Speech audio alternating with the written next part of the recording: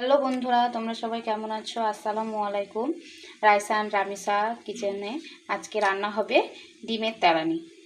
দেখো 6টা মতো ডিম নিয়ে নিয়েছি, কারণ 6জন মানুষ আছে, 6টা ডিম নিয়ে নিয়েছি এই রান্নার জন্যে।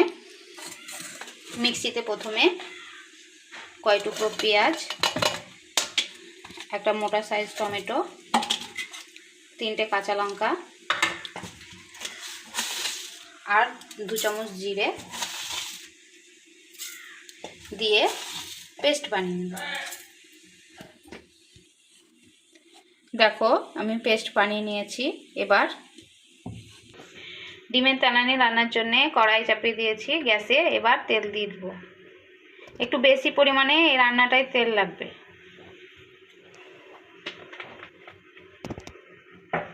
তেল দিয়ে দিয়েছি, এবার ফোড়নে দেব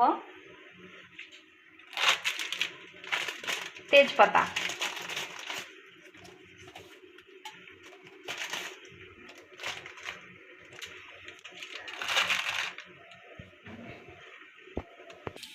এবার 2-3 টুকরো মতো দারচিনি দিয়ে দেব।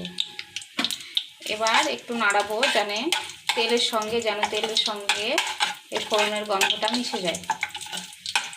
তেলের সঙ্গে ফোড়নের গন্ধ মিশে গেছে। এবার যে পেঁয়াজ, জিরে, টমেটো পেস্ট করে রেখেছিলাম ওটা দিয়ে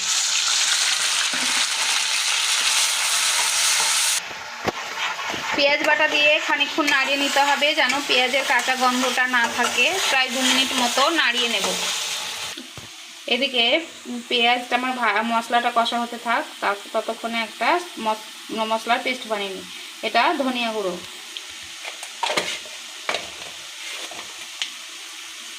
হলুদ গুঁড়ো,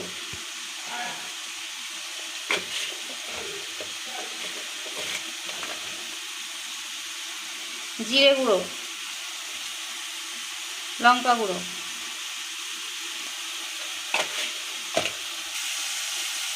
জল দিয়ে এবার গুলিয়ে নেব।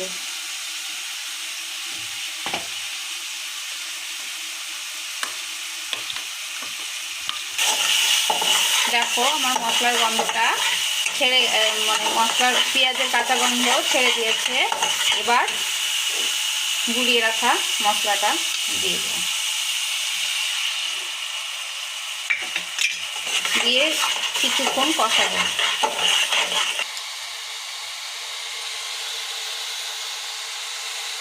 দেখুন পুরোপুরি আমাদের মশলা কষানো হয়ে গেছে, মশলা থেকে তেল ছেড়ে দিয়েছে। এবার গরম জল করে রেখেছিলাম দিয়ে দেব।